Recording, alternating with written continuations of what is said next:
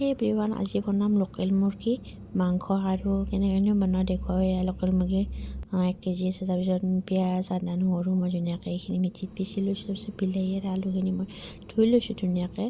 আৰু এয়া ক'লা কেৰাহীটোত পূৰা একদম মিঠাতেল থৈ দিছোঁ। তাৰপিছত আৰু কেৰাহীখিনি গৰম হোৱা দি পিঁয়াজ আদা নহৰুখিনি ধুনীয়াকৈ ভাজি লৈছোঁ একেবাৰে ৰঙচুৱা কৰি, মানে একদম ধুনীয়াকৈ ৰাখ কৰি। তাৰপিছত তাতে জিৰা ধনিয়া তাৰপিছত আৰু মিট মছলা গৰম মছলা চবখিনি মিক্স কৰি গৰম পানীত তাতে দি দিছোঁ। তাৰপিছত এইখিনি অকণ ভাজি লৈ তাতে মাংসখিনি বহাই দিছোঁ আৰু মাংসখিনি ধুনীয়াকৈ একদম ফ্ৰাই ভাজি ল'ম। এতিয়া মছলা মাংসখিনি মিলি যায়। তাৰপিছত আৰু চাউলখিনি ধুনীয়াকৈ টুকুৰা ওলাই লৈছোঁ। সেইটো আধা কেজি মিনি পেকেট।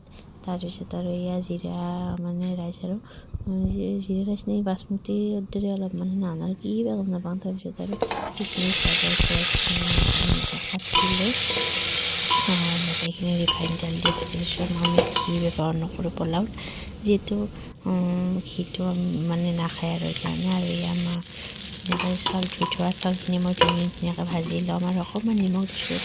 তাৰপিছত পানীখিনি ধুনীয়াকৈ দি লৈছোঁ। তাৰপিছত এয়া মাংসখিনি মোৰ প্ৰায় ৰেডি হৈছে। এতিয়া অলপমান পানী দিওঁ, দি পেলাই পানীখিনি দি দিলোঁ। তাৰপিছত আৰু এতিয়া ধনিয়াখিনি দি দিছোঁ আৰু একেবাৰে ধনিয়া চিজন কৰিব নালাগে, ধনিয়াটো একদম দিলিয়ে ভাল লাগে আৰু এনেকৈ। আৰু এয়া মোৰ আঞ্জা ৰেডি একেবাৰে। ক'ৰবাত জোল হ'লে ভাল লাগে লোকেল মুৰ্গী। তেতিয়াহ'লে ৰেচিপিটো কেনেকুৱা লাগে জনাব। নেক্সট লগ পাম আকৌ নতুন ভিডিঅ'।